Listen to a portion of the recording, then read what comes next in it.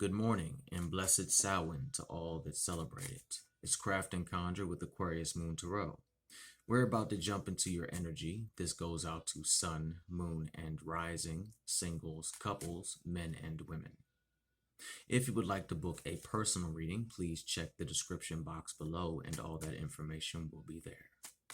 Without further ado, let's jump into the message from the Angel of Silence. Now is a time for silence, to go within self or to go within the magical void that you go and deal with the skeletons in your closet, to deal with the past pains, to prepare yourself for the future, to help clear yourself of blockages and negative energy, to help remove all that no longer serves you, the swords that have wounded you, so forth and so on. It is time to remove those. The reason that you should be focusing on removing these is because Litha is abroad, which is the Sun card, which is successful endeavors, which is good health, so forth and so on. So if you're wondering why, that's why right there. Good health, successful endeavors, understanding solar energy, so forth and so on. And the more you remove the skeletons in the closet or the problems that may plague you or the energies that you know you should banish, and listen to the wisdom of the Angel of Silence, the sooner you will get to Litha card, which is the Sun, which is the success, the victory, so forth and so on. So that's a pretty interesting opening message. And if you look, a lot of this will be handled during the winter time, during the colder time of the year. If you look around that specific angelic force, then you will see that there is snow on the trees and that a lot of this work can be done during the colder time of the year. Let's jump into the tarot and see what we have.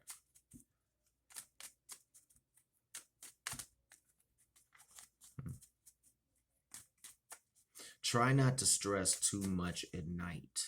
You still need your rest. You know, things might not be the best right now for a lot of people, but try not to stress at night. Try not to, because the wheel of the year is in your corner. You will get good luck again. Try not to worry too much. I know that it is a very hectic time for so many people, but try not to lose your crap. Don't lose your marbles. You know, don't fall off your noggin. I don't know if you can hear that. Sorry.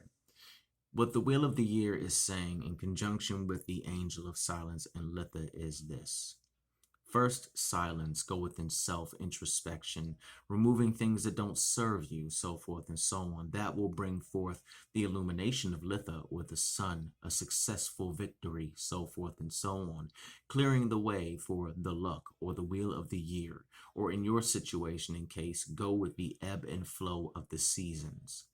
Whether you are someone who practices a nature-based path or not, we are all a part of Earth. And spending time to include the seasons in your daily rituals, practices, thoughts, just going to the store, so forth and so on, would be a good thing to do. Because when you go with the ebb and flow of the universe, the ebb and flow of Earth, so forth and so on, things flow a lot better. So first, silence, a little introspection. You will get the victory from this, though. You will get the victory. If you think that it's going to be too hard to face those battles, so forth and so on, it's not. It's just going to take a little time, so forth and so on. As I like to say, the scales have been balanced. Justice has taken care of the situation. It is now time for you to put things into motion, to go with inside, introspection, clear out what no longer serves you.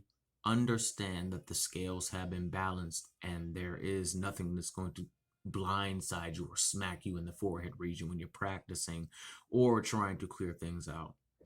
You've gone through the storm. You've gone through the dark time. You've gone through the hardest part. All you have to do is just that time in silence to cleanse that last bit out so the sun can come your way. And we all know what comes with the sun, the wheel of the year. As I said, the ebb and flow of the universe, the earth, so forth and so on.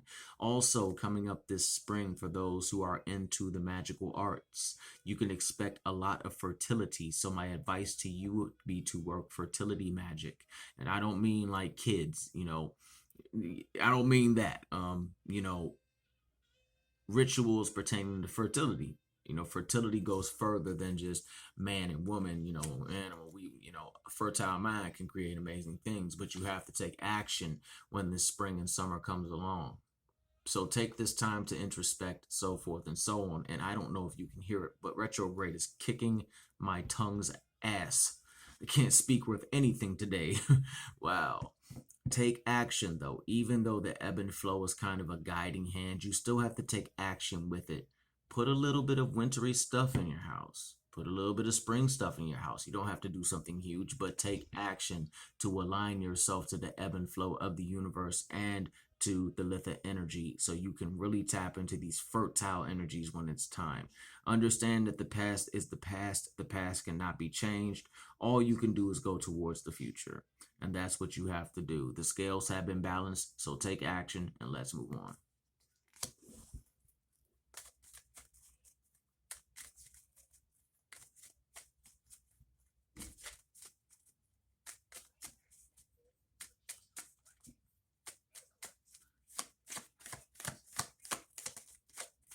For those into numerology, look into the number 10. Yeah, see, when you focus, you tend to bring forth a harvest. When you take that time to silence and go within self and listen to the angel of silence wisdom, and you tap into that litha energy, didn't we say it's gonna be fertile? Well, this is the abundant harvest that you can get from it. You know, right now it's just cleaning out your closet. And once you do that, you'll be able to move forward. I mean, you can move forward now if you want to, but there's going to be that nagging thought of it coming back to you or something like that. And in reality, who wants that nagging thought when you're celebrating your harvest? There's nothing worse than having a troubled mind or something on your brain when you're trying to enjoy what you worked so hard for. So take action also when it comes to using this fertile energy to cast. But make sure you use the winter time to go within self and introspect off the situation so that when it is time to come out and take action, you'll be ready. But the harvest is yours. All you have to do is just use that fertile energy and walk in that power and make things happen. Even love can be yours. We're not going to go do too deep into that, but this Lovers card has been popping up for some time. So maybe it's the energy of love coming through for so many people. But also this card does connect with agreements, so forth and so on. But agreements that affect people emotionally, something that people can become emotionally invested in. Also, you might end up connecting with people as you grow spiritually. You know, you might be a part of some groups or go to some Facebook pages, YouTube channels, whatever, or go to certain coven meetings, whatever you do. You might end up actually running into some people. When I see this card a couple times, then I automatically just go with the flow that the energy for this specific card is in the universe and it's popping down and the message needs to be heard. Okay, I'm not talking soulmate, divine energies. You just might meet some people and you might meet someone that you just be really digging. So, you know, if that's your thing, do that.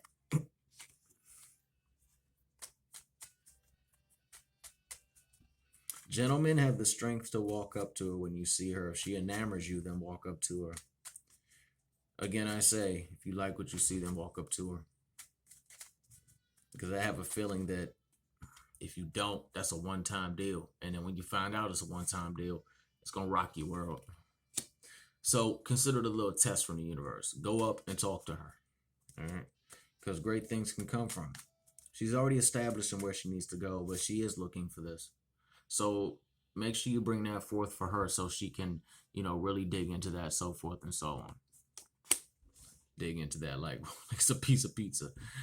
So you two can, let me word it better. So you two can connect and share each other's Ace of Cups. There we go. You know, it doesn't have to be sexually, but it's just, I am sensing that you should walk up and talk to her because it's something deep about Shorty. Something deep. See through the illusions, of course, so forth and so on. And understand that there's progress, you know. I see some of your passions coming back too, which is good. But just if you feel that there is no progress, know that there is. You can only do so much. So try not to work yourself to the ground, okay? But understand that take a little time out to enjoy the progressions that you have, okay? All right. That's all I got for you. Hopefully, this resonates in some way, shape, manner, or form. If so, please like, share, and subscribe and join the Craft and Conjure Aquarius Moon Tarot family.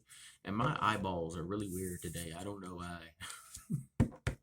I'm out, y'all. Peace.